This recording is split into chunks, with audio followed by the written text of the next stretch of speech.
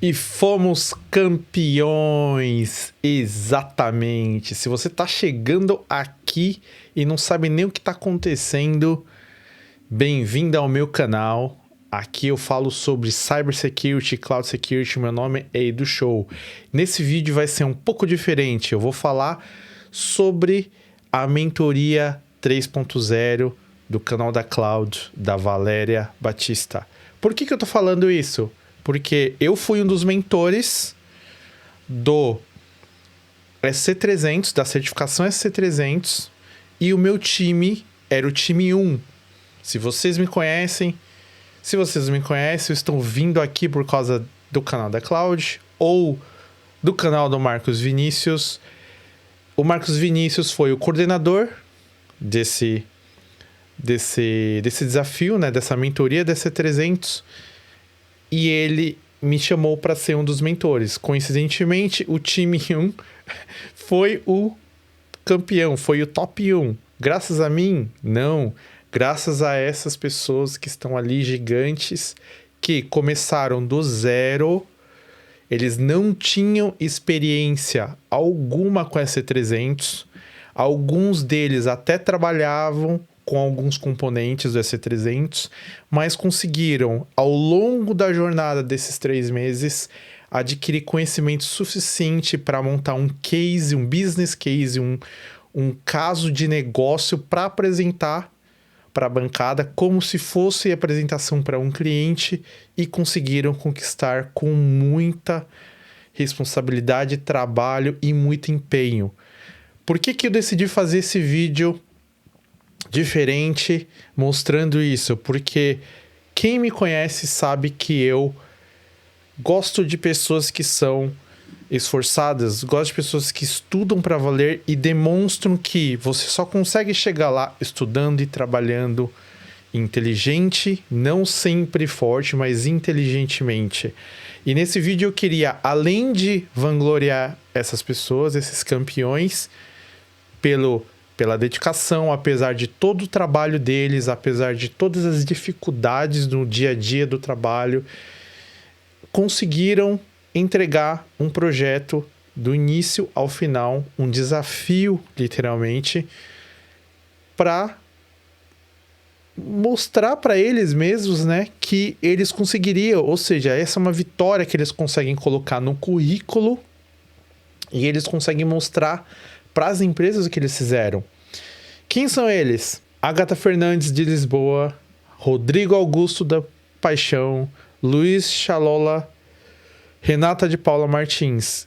E, é claro, eles foram sozinhos? Não, eles tiveram o acompanhamento meu como mentor e, obviamente, do Vene, que foi o meu apoiador, brilhantemente me ajudou nos momentos que eu não consegui dar atenção para eles. Então nós fomos literalmente um time para que eles conseguissem entregar. Eu vou mostrar mais como eles chegaram lá, basicamente o que eu orientei eles. Se você sabe e conhece os meus vídeos, quem eu sou, eu sempre ensino a base. Porque você precisa da base. Sem essa base, eles não teriam entregue. Se eles tivessem ido direto para o laboratório, se eles tivessem ido direto configurar, eles não teriam conseguido fazer todo esse projeto. Por quê? Quando você entrega um projeto, seja ela de segurança ou não segurança, você tem que fazer toda a parte de precificação, a parte de preenchimento de requisito, entender o ambiente, mas eu vou chegar lá quando eu mostrar nos detalhes. Vamos ver como foi esse desafio. Mostrar aqui para vocês. Eu tive a autorização da Valéria para mostrar esse desafio para vocês entenderem o que aconteceu. Ah, Edu, como que eu entro nessa mentoria? Acabou a mentoria. Então, assim, foi finalizado, tanto que teve um vencedor, porque não tem mais. Vai ter uma mentoria 4.0? Sim, talvez, não sei, depende da Valéria, não é comigo. Aí vocês vão lá no canal dela, no canal da Cloud, para verificar, perguntem para ela, mas provavelmente sim. Se vai ser no mesmo formato, não, porque toda a mentoria muda. Vamos voltar aqui para o desafio. Qual que foi o escopo que foi criado pelo Marcos Vinícius? Vocês não conhecem, vão lá no canal dele, canal do Marcos Vinícius. Ele ensina vocês a aprenderem SC200, SC400, SC100. Então vai lá, aprende a certificação, volta para cá para pegar a base. Então utilize esses 2, 3 canais para você conseguir entender melhor. Inclusive tem 2 aulas minhas lá da SC300. Se eu não me engano, é a de PIN. Isso mesmo, PIN. E sobre Access Review. Dê um pulo lá, tem aqui na comunidade, aqui no meu canal, você tem uma aba chamada comunidade ou community, se tiver em inglês. Eu postei lá os vídeos, fora isso tem vários vídeos que eu fiz de palestra em diferentes canais e eu postei para ficar fácil acesso. Qual que era o escopo? O escopo basicamente era, obviamente, focado na EC300. Para quem não conhece, a EC300 é uma prova de Security Compliance da Microsoft. As pessoas falam Azure, mas não é Azure, porque senão teria um AZ. A prova de segurança do Azure é a Z500, ou seja, é como você mexe em tecnologia, como você trabalha com a tecnologia dentro do Azure. Aqui ele é focado na Microsoft, ou seja, ele pega partes de Microsoft 365 também, ele pega partes do Azure, mais especificamente dentro do Entra ID. Para quem não conhece, Entra ID era Azure AD antes. Aí, por que mudou? Eles quiseram mudar por motivos comerciais. A Microsoft acabou adquirindo, né, mais o mundo de multi-cloud. Então, antes era só para a Microsoft, então eles decidiram colocar identidades deles também nessa onda de absorver as outras clouds. Então, basicamente, Entra ID, né, para nós brasileiros é um pouco estranho, né, Entra ID, mas é o nome que é e temos que acostumar. Então, basicamente, o foco é em cima de identidade. Se você está começando agora com identidade, o maior foco é dentro do Entra ID. Qual foi o escopo desse projeto? A empresa CDC Company. CDC, se você não percebeu, é canal da Cloud, requer uma estrutura de identidade para toda empresa, de modo que o acesso e a autorização possam ser garantidos e mantidos em todos os sistemas corporativos. Aí ele fala aqui que está à procura de um parceiro especialista em identidade, ajuda na análise, conexão e entrega da plataforma que irá fornecer utilizadores. Eles vão gerir o ciclo da identidade, apoiar a gestão de contas que atenda requisitos de compliance estabelecidos pelas normas reguladoras do mercado a qual atua. Pô, Edu, mas você ficar lendo? Sim, para vocês entenderem o que é. Por que eu li sobre o escopo? Antes de você começar um projeto, você vai receber um escopo, algo parecido. Se você não receber, você tem que perguntar para a sua empresa se você tem um escopo, qual que é o escopo, qual que é o requerimento que você precisa fazer. Quando acontece isso, você então vai analisar o escopo e você vai entender o que o escopo está pedindo. Com parte no escopo, você vai tentar entender quais são as soluções que você precisa atuar em cima dela. Então, uma das formas que eu pedi para os meus mentorados começarem foi dessa forma. Analisar o desafio nesse caso. Vou aumentar um pouquinho aqui, caso vocês não consigam ver. E depois de você analisar o desafio, nesse caso aqui, o escopo do projeto, verificar quais soluções teclado aqui em inglês, tem que mudar para o idioma em português. Verificar quais soluções que irão atender cada problema. Então, quando você lida com projetos reais, e obviamente o que você está fazendo? Você é um resolvedor de problemas. Você precisa entender qual que é o problema do seu cliente para depois você vir e corrigir esse problema. Mas como eu vou corrigir? Eu vou sair configurando? Não, você não pode, porque existem custos, existem cenários e cenários. Então você tem que entender qual cenário aquele ambiente está pedindo.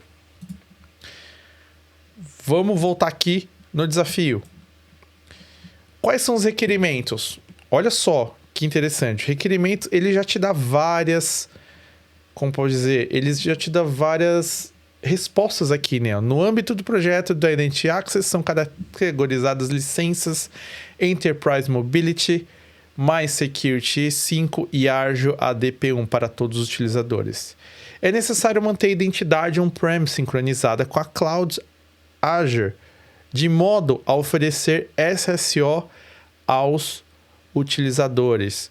Se eu preciso manter a identidade on-prem sincronizada com a Cloud e eu tenho que oferecer o SSO, eu entendo que eu tenho o Azure AD Connect instalado. Mas, continuando aqui, não vou ir muito nas soluções ainda, mas é só para vocês entenderem que se você entende um pouco do assunto, você começa a pensar um pouco. Conforme você vai lendo, você vai entendendo mais ou menos o que você precisa usar. Mas o time 1 fez um pouco diferente e eu achei bacana. É isso que é legal quando você mentora um grupo e aí eles mesmos em conjunto decidem fazer de uma forma que funcione para eles. Essa é a função de um mentor. Você dá as diretrizes e eles entenderem da forma que eles conseguirem aplicar. E o que acontece?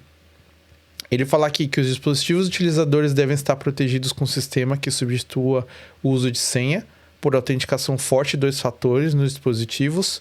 Se você conhece um pouco de segurança e trabalha com Azure Security ou qualquer coisa de segurança, sabe lendo que a autenticação forte de 2 fatores é o MFA. E aí você tem uma política de compliance estabelecida. Se você conhece um pouco de Azure, você sabe qual que é a política de compliance estabelecida. Vou deixar para você pensar essa aqui. E o ambiente Cloud Azure deve possuir um sistema que bloqueie o acesso de dispositivos que não estejam em compliance. Ou seja, mais uma dica aqui para entender qual que é a solução que você vai ter que fazer. As identidades dos utilizadores precisam estar protegidas com uma solução que garanta a fiabilidade e segurança. Antes de continuar aqui, eu brinquei muito com o Marcos, que ele começou a usar essas palavras aqui estranhas em português, que quem me conhece sabe que eu não gosto muito dessas palavras traduzidas porque é meio estranho. Mas, com certeza, em inglês soaria melhor. Mas, já que estava em português, vamos continuar. E garanta fiabilidade e segurança de modo a garantir que é resistente a ataque phishing, acesso não autorizado e experiência de digitalização simples, garantida através de políticas rígidas. Aqui é mais uma dica, vários insights para você entender o que está acontecendo aqui. Garantir que o gerenciamento de identidade e autenticação do Azure esteja de acordo com os modelos de boas práticas da Microsoft.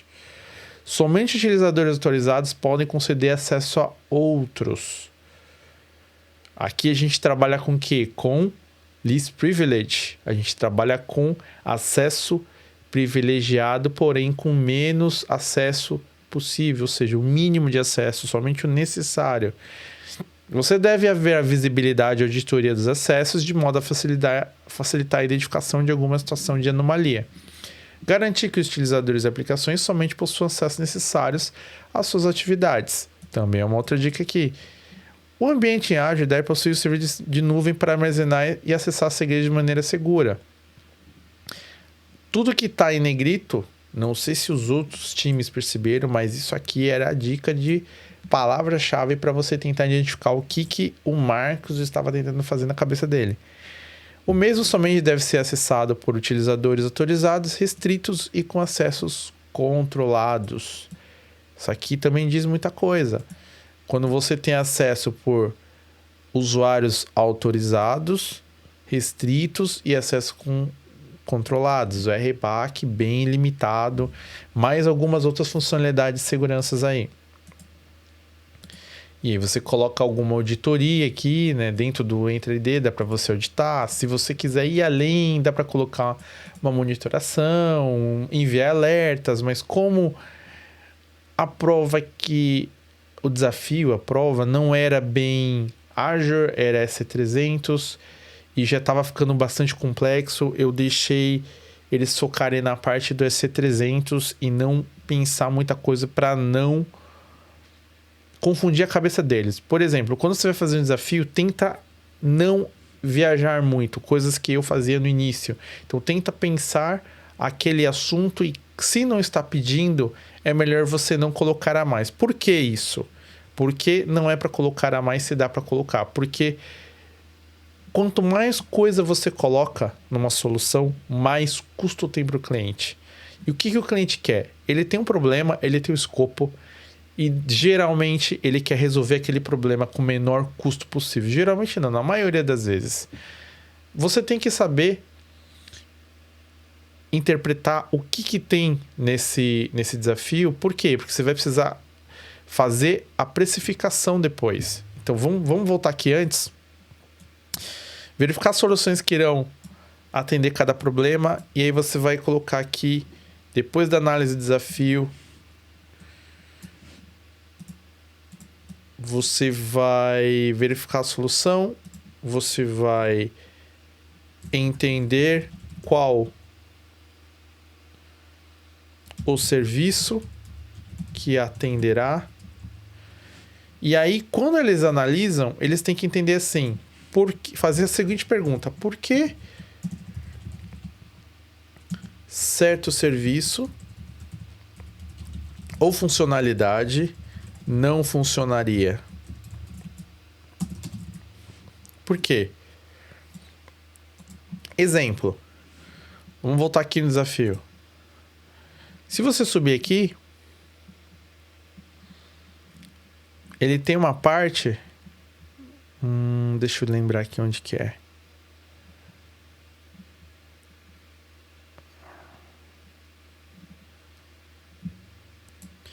Que ele fala: identidade on-premise sincronizada com a cloud, de modo a oferecer SSO, e não é aceitável downtime neste recurso. Falar um pouco sobre downtime. Downtime é quando você tem uma quebra de serviço, ou seja, o serviço fica parado. Isso que significa downtime. Quando ele fala aqui que você não tem aceitável ao downtime nesse recurso, a gente já vai pensar em alguns pontos aqui. Você vai pensar em PHS, você vai pensar em PTA. Ai, eu não sei o que é PHS ou PTA. Para quem não sabe, aí é a primeira base que você tem que começar a estudar. Então foi aí que eles começaram a estudar. Aqui significa Password Hash Synchronization. Acho que é assim, Synchronization, exatamente assim. Se não tiver, me perdoem. Aqui, Pass Through. Acho que o True. Vou deixar assim, Authentication. Qual que é a diferença entre Password Hash Synchronization e Password Pass-Through Authentication? O hash, basicamente, você vai fazer a autenticação do lado do on-premise, ok? Você vai fazer você vai fazer a autenticação do lado do AD local. Ele vai gerar um hash, nada mais que são criptografias, códigos, como você quiser chamar, cada um identifica de uma forma, mas são vários códigos únicos e que não podem ser repetidos. Ele vai fazer essa sincronização com o seu Entra ID e ele vai gerar esse mesmo hash. Ah, é a senha, Edu? Não, não é a senha. As pessoas confundem. O hash é literalmente hash em inglês. São aqueles jogo da velha, só que são vários códigos, digamos assim, que são vários códigos binários ali. E ele faz essa sincronização. Ou seja, eu não tenho a dependência do AD local para fazer essa autenticação. Ou seja, nesse ponto, entendendo essa base desse serviço, você entende que se cair o AD local, o que vai acontecer quando alguém tentar logar? Vai ter downtime? Vai ter indisponibilidade? Não vai ter indisponibilidade, porque ele fez a sincronização. Se isso aqui cai, ele continua logando. A diferença é que se eu precisar trocar a senha aqui e ele não conseguir fazer o password write back, né, pro AD local, o que vai acontecer? Quando você subir, ele vai ficar desincronizado.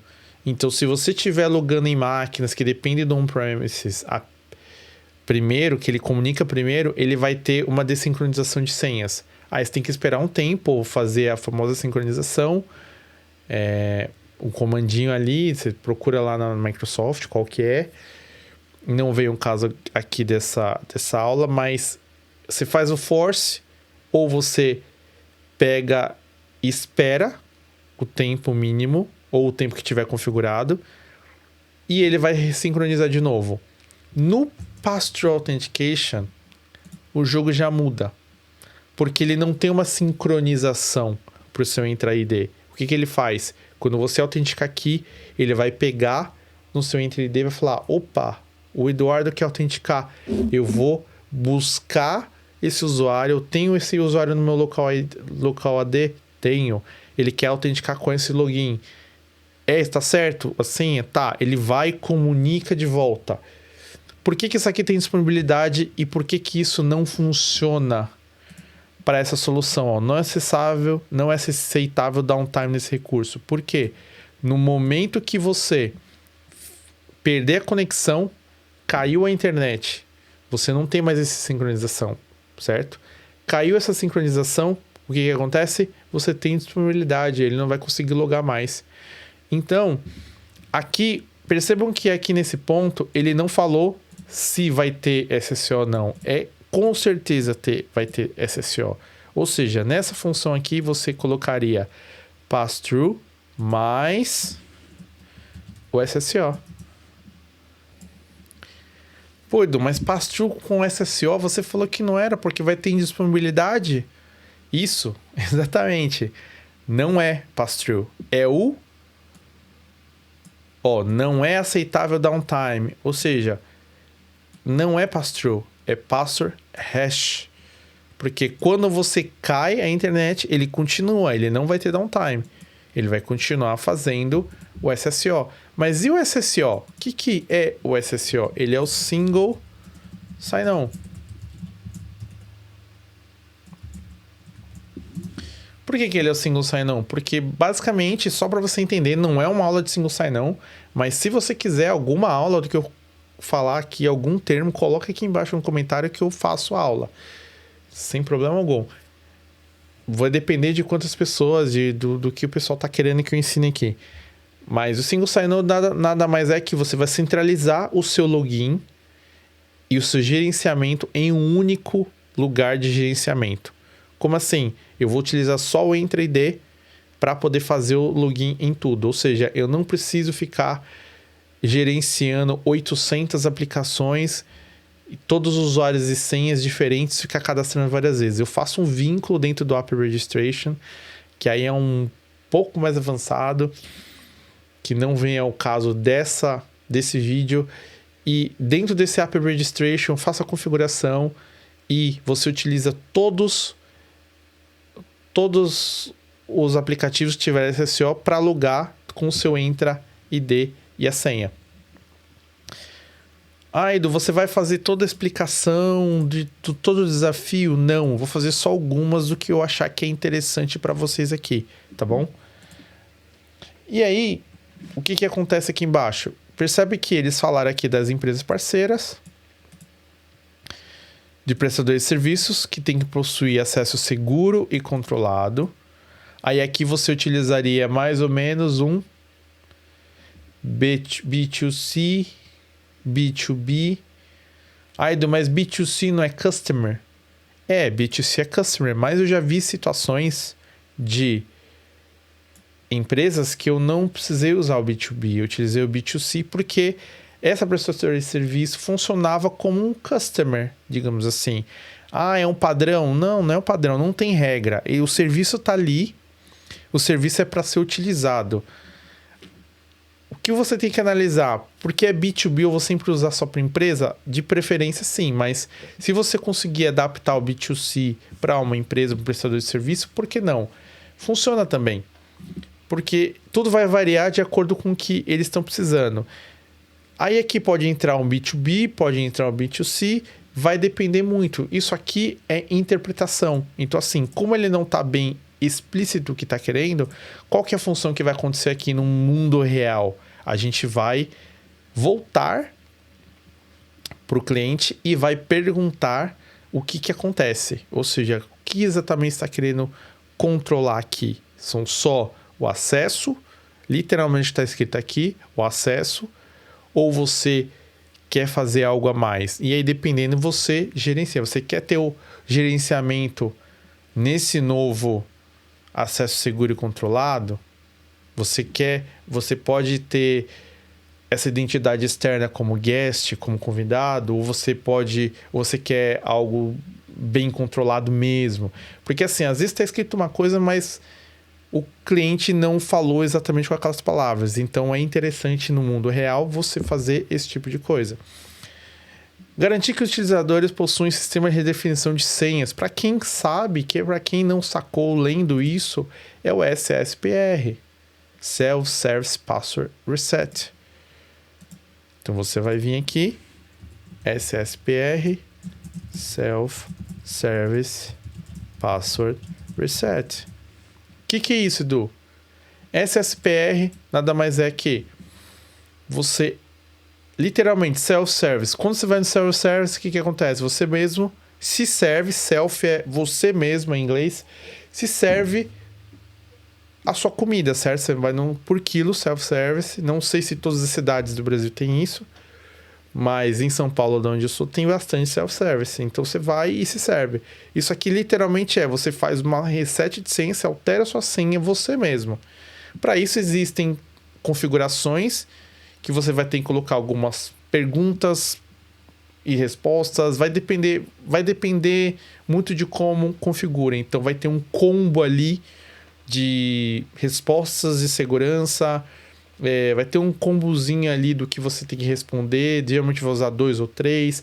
Aí dá uma olhada na documentação como funciona o Self-Service Password Reset para você poder ir lá, porque senão você vai falar, pô, Edu, mas qualquer um colocar meu login lá, vai falar que não existe a senha, ele sabe o meu e-mail público, vai colocar lá e ele vai conseguir resetar.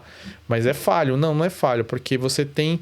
Quando você configura isso, o primeiro acesso, a pessoa tem que fazer a configuração única dela. Ou seja, são algumas perguntas, é um dispositivo que você tem, provavelmente vai ter um MFA ali vinculado, então vai depender muito da sua empresa, do que ele vai configurar.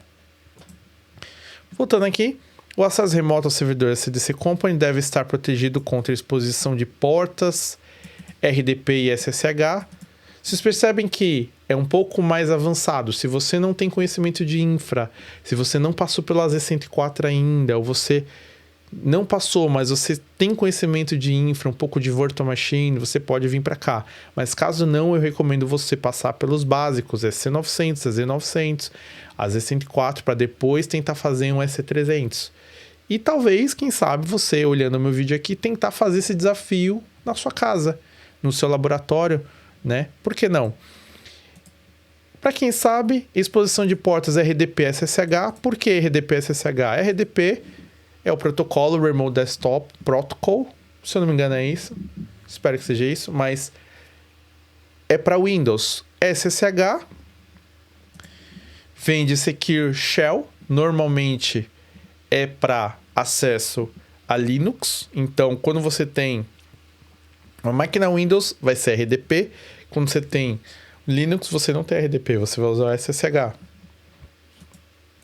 E qual que é a porta da RDP? 3389. Qual que é a porta da SSH? 22. Por que é perigoso, Edu? Imagina assim, você tá na sua máquina, ali no seu computador de casa, e você tem ele tem o seu IP externo e ele sabe que a porta da RDP é o 3389. Ele vai colocar o seu IP, 3389, e vai conseguir acessar. Se você deixar as configurações, obviamente, do seu Windows ali para acessar qualquer empresa. Então, assim, mas mesmo se não tiver liberado, quem tenta invadir, o hacker, ele consegue pegar e consegue invadir a sua máquina tranquilamente, só tendo isso aí liberado para a internet. Então, por isso que é recomendado que você não deixe exposto ao mundo externo. Porém, ele tem que ser acessível de modo seguro utilizando RDP SSH com TLS. Mas existe várias formas de fazer isso. Você pode bloquear por redes, não liberando acesso externo, apenas liberando acesso interno, ou você pode utilizar o Bastion. A primeira coisa que vem na minha cabeça é utilizar um Bastion. Edu, mas é caro manter um Bastion. Sim, mas nesse caso aqui, o desafio não foi falado qual que é o budget qual que é o orçamento desse desafio. Na prática, na vida real, você vai oferecer o Bastion, porque na minha concepção é o mais seguro e o mais prático, porque você não precisa baixar nada, você não depende de nada, você simplesmente precisa ir lá, vai no navegador, abre você clica em conectar, ele vai abrir o navegador, fechou o navegador, está seguro. Ou seja, ele é autenticado pelo login do seu portal, do seu usuário. Ou seja, você tem um controle maior. No RDP, você precisa acessar diretamente, é um pouco mais inseguro, eu não recomendo isso. Então, assim, você tem as duas formas, tá vendo aqui? Seja através de navegadores ou aplicativo de cliente nativo. O navegadores indicou que eu posso colocar um Bastion. Um aplicativo de cliente nativo é o Remote Desktop RDS, né, que a gente chama. Você vai digitar lá o Remote Desktop e você vai conectar. Você vai colocar qualquer cliente de SSH e você vai conectar. E o Bastion é o navegadores. Percebe que o desafio escrito não está tão complexo, mas na hora de você colocar, começa a ficar mais difícil. Edu, você falando não é mais fácil, mas quando você vai implementar não é tão fácil. Mas Edu, você falou, deu muitos minutos e até aí tá tudo certo. Bem, eu queria explicar um pouquinho as bases, né, para vocês poderem entender, lendo aquele desafio, como chegou lá. Eu vou passar rapidamente aqui no documento, muito rápido, porque tem várias páginas, só para vocês verem o processo que foi feito. Eles fizeram a arquitetura, olha que bacana, eles fizeram toda a arquitetura do projeto. Então eles colocaram por segmento, identidade, acesso, eles colocaram do Azure, eles colocaram aqui de on-premises, eles conseguiram colocar o Azure VPN, fizeram a ligação. Então, colocaram aqui dispositivos, identificaram o Conditional Access. Lembra lá no desafio que você tinha que controlar a Conditional Access? Colocaram toda a legenda aqui, interessante. Colocaram aqui o logo. Foi bastante trabalho. Colocaram aqui todo o design, fizeram uma arquitetura geral. Fizeram também o fluxo de autenticação do Microsoft Entra. Olha que bacana aqui. Fizeram fluxo. Edu, mas como que faz o fluxo? Normalmente não é diferente, que tá dentro do Azure? Mas não tem regra. Aquilo lá é só um parâmetro.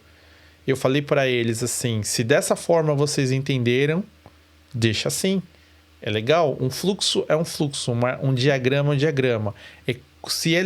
Uma arquitetura de qualquer ambiente, ele tem que ser fácil para poder ler. Então você tem que ler, seguir o fluxo e você entender o que está acontecendo. Obviamente uma pessoa que não entende dos serviços não vai conseguir. Se eles conseguiram ler, ou melhor, eu consegui interpretar lendo isso aqui. Então ele começa aqui, eu sei que ele começa no on-premise, ele tem um Active Directory, aí ele vai sincronizar com a cloud, que é o Entra ID. No 1, ele tem um usuário, que tem um notebook, tem um Key Vault aqui e tem o Microsoft Intune que vai controlar, né, o dispositivo, vai fazer um Conditional Access para verificar a política de conformidade, ele vai bater no 3, onde é informação de dispositivos, e vai ter aqui os devices, ele vai fazer um gerenciamento de identidade e autenticação, vai bater se tiver que fazer o MFA, ele vai falar se quer habilitar, vai requerer MFA ou não, ele fala que verificar todas as tentativas de acesso e acessa os recursos após isso. Ou seja, simples, fácil de entender, com desenho, com logo e simplesmente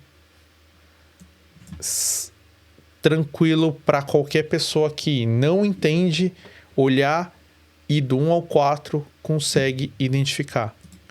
Por que eu achei que ficou muito bom? Ou melhor, achei não, eu tenho certeza que ficou muito bom, porque eles dividiram certo, cada um deles conseguiram colocar os cargos de cada um. Então, a Agatha foi analista de gestão de identidade e acessos, o Luiz foi analista de governança, a Renata foi analista de infraestrutura de cloud, o Rodrigo foi analista de segurança da informação.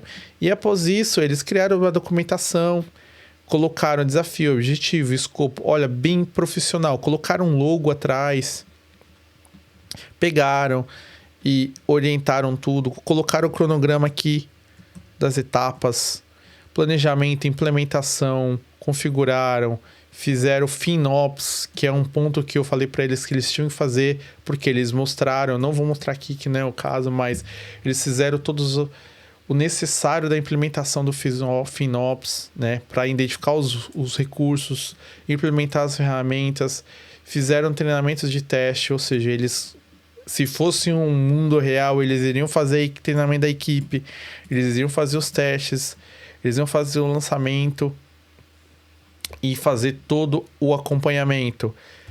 Depois disso, o orçamento de recursos, eles iam identificar, eles iriam monitorar e fazer a entrega do projeto. Tem também um plano de entrega, que não vem um caso, o risco e mitigação. E aí, nesse ponto aqui, não precisa, mas aí aqui é onde eu gostei do que eles fizeram. Eles pegaram, colocaram os requerimentos do desafio, cada parte desse desafio, e identificar os problemas. Isso aqui pode ser modificado em vários momentos, contanto que você consiga entender o que está acontecendo. Eu não vou mostrar aqui, que não é o caso, mas rapidamente vocês vão entender aqui que eles colocaram aqui os usuários, 16,40, quanto que vai gastar, as observações, o link. Percebe que cada um deve haver habilidade, eles colocaram o log de auditoria, colocaram o link aqui, o RBAC.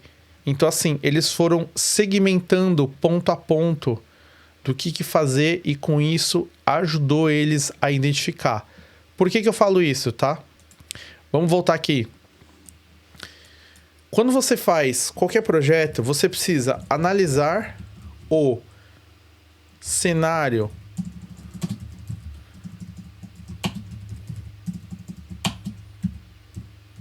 atual, entender os problemas. Aí, Deus, está repetindo. Sim, vou repetir novamente para vocês entenderem. Analisar o cenário atual, entender os problemas, pesquisar possíveis soluções. E aí que você faz isso, analisar o cenário atual é o levantamento de pesquisa.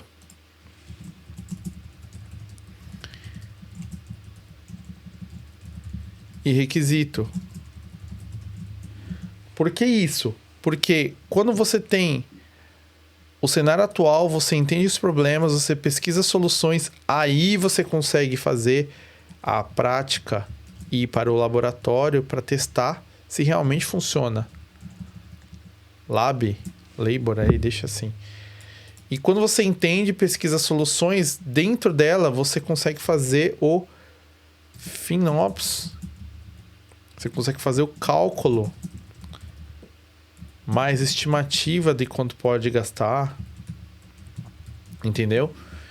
E com isso você consegue entender como funciona o cenário, como que você vai aplicar isso na prática. Mas por que eu estou falando tudo isso? Porque, mais uma vez, eu faço questão de recomendar essas 4 pessoas, esses 4 mentorados que trabalharam comigo e com o Veni com bastante empenho. Vou aqui mostrar o LinkedIn de cada um. Se você é o empregador dessas pessoas, saiba que eles trabalharam além do trabalho que já fazem para vocês para conseguir fazer dar certo. Ou seja, eles têm um conhecimento a mais, mesmo que eles não tenham certificação ainda. Eles têm conhecimento necessário para aplicar na sua empresa ou nos seus clientes. Se você for uma consultoria, se eles trabalham numa empresa de consultoria, e se você é um futuro empregador, talvez essas 4 pessoas ou não, o que eu quero que você entenda, você como empregador, você como gestor, não contrate as pessoas apenas pelas certificações e a pessoa não ter conhecimento. Contrate a pessoa que tenha conhecimento e certificação. Como você faz isso? Você faz isso na entrevista. Então, assim, se você contrata um profissional que só tem a certificação e não tem um conhecimento, não é legal nem para a empresa e nem para a pessoa. Eu sempre vou defender isso aqui no meu canal. Sempre, quem me conhece sabe que eu defendo isso. E uma coisa interessante também, eu já falei isso e eu acho que é muito válido porque eu tenho vários conhecimentos e eu não tenho algumas certificações para aquele conhecimento. Então, se você tem conhecimento e você não tem certificação, é mais válido do que você ter a certificação e você não ter conhecimento. Ai, Edu, mas eu atualizo toda hora. Sim, você tem que ir lá e pesquisar e estudar mais. Se você tirou a sua certificação há um tempo, você tem que ir lá fazer um refresher. Você entende tudo, Edu? Então você sempre está estudando? Sim, eu sempre estou estudando. Sei tudo das minhas certificações hoje? Não, mas a grande maioria eu sei. Se você precisar me colocar para estudar, eu consigo. Por quê? Muitas certificações eu tirei há 2, 3 anos atrás, mas eu estou sempre estudando, sempre tentando ficar atualizado. O meu foco hoje é cybersecurity, então eu não preciso ficar entendendo, por exemplo, como que um desenvolvedor faz dentro do Azure DB, mas se eu precisar arquitetar um DB, um banco de dados com uma aplicação e fazer algo seguro, eu sei fazer. Então, a minha dica aqui é para vocês irem na base. Quero deixar aqui o LinkedIn dessas pessoas, caso vocês queiram entrar em contato com eles e perguntar, pegar dicas. Se você é empregador dessas pessoas, eles merecem um aplauso, uma salva de palmas, porque eles fizeram um belo trabalho. Luiz Chalola, Rodrigo, Renata e a Agatha. E claro, o Veni, que foi o meu apoiador aqui. Ah, Edu, mas por que você fez esse vídeo? Eu quis, no caso, fazer esse vídeo para poder mostrar para vocês que, apesar de uma mentoria em grupo e uma mentoria gratuita, as pessoas conseguiram aprender, porque é mais difícil você se dedicar numa mentoria. Então, eu falo para vocês, se vocês não se dedicarem quando vocês têm uma oportunidade dessas, vocês estão jogando praticamente a carreira de vocês no lixo. Então, assim, espero que vocês tenham tirado alguma lição daqui, entendido que a importância de você ter uma mentoria, a importância de você trabalhar em equipe, a importância de você ter os processos mapeados e também aplicados de forma certa. Tá bom, galera? Então, assim, espero que vocês tenham gostado desse vídeo e o que vocês precisarem de mim, podem colocar aqui nos comentários. Se você gostou, dá um curtir aí. Se você não gostou, dá um curtir mesmo assim para me ajudar. O YouTube entrega para mais pessoas. Beleza, pessoal? Valeu, obrigado. Até o próximo vídeo.